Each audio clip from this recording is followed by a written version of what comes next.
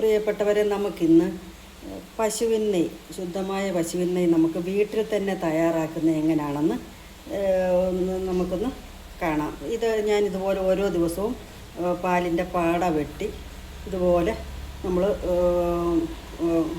കുപ്പിയിൽ നിറച്ച് ഫ്രിഡ്ജിൽ ശേഖരിക്കും.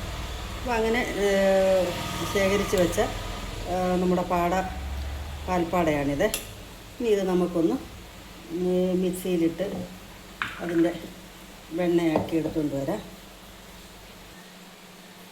നമ്മൾ ഒരു ട്രിപ്പ് നമ്മൾ വെണ്ണ റെഡിയാക്കി, ഇനി അതുപോലെ നമുക്ക് അടുത്തതും കൂടെ നമ്മളിത് ഫ്രിഡ്ജിൽ നിന്ന് ഇച്ചിരി ഐസ് കട്ടയും കൂടി ഇട്ടാകുമ്പോൾ നമുക്ക് പെട്ടെന്ന് വെണ്ണ വേർതിരിച്ച് കിട്ടും. അങ്ങനെ നമ്മുടെ വെണ്ണയെല്ലാം റെഡി ആയിട്ടുണ്ട്.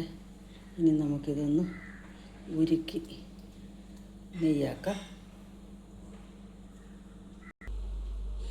ഇനി നമ്മുടെ വെണ്ണയൊന്ന് നമുക്ക് ഉരുക്കിയെടുക്കാം.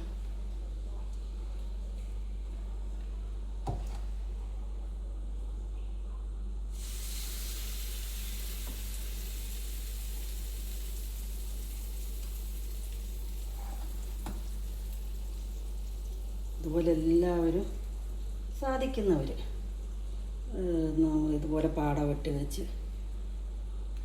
1-2 ആഴ്ചയാകുമ്പോൾ ഒരു കുപ്പിയൊക്കെ നിറയുമ്പോൾ നമ്മളത് ഒരു അല്പം ഉറകൂടെ അതിൻ്റെ മേളിൽ ഒഴിച്ച് അത് അടച്ചു വെക്കുക.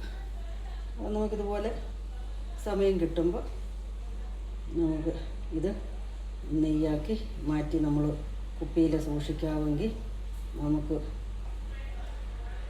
നല്ല ശുദ്ധമായ പശുവിൻ നെയ്യ് നമുക്ക് ഉപയോഗിക്കാം. ഇതൊന്ന് ഉരുകി വരട്ടെ. വെണ്ണയെല്ലാം ഉരുകി തുടങ്ങിയിട്ടുണ്ട്. ഇനി ഇത് നല്ലവണ്ണം നെയ്യായി മാറുന്നത് വരെ നമുക്കൊന്ന് ചെറിയ തീയിൽ ഇതുപോലൊന്ന്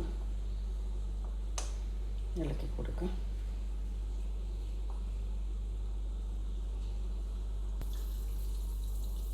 നമ്മുടെ നെയ്യ് റെഡിയായിക്കൊണ്ടിരിക്കുന്നു.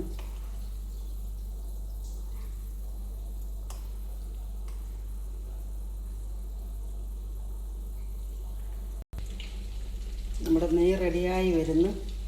നല്ല മണമൊക്കെ വരാൻ തുടങ്ങി. അപ്പോൾ ഇനി ഇത് നമ്മൾ ഒരല്പസമയം കൂടെ കഴിഞ്ഞാൽ നമ്മളിത് തീ കെടുത്തി വെക്കും. പിന്നെ തണുത്തതിന് ശേഷം നമ്മൾ കുപ്പിയിലോട്ട് മാറ്റും. സമയമുണ്ടോ?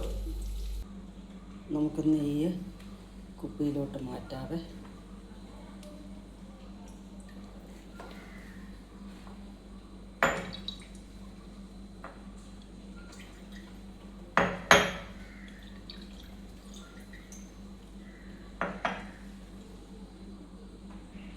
അങ്ങനെ നമ്മുടെ ശുദ്ധമായ പശുവിൻ നെയ്യ് റെഡിയായിട്ടുണ്ട്.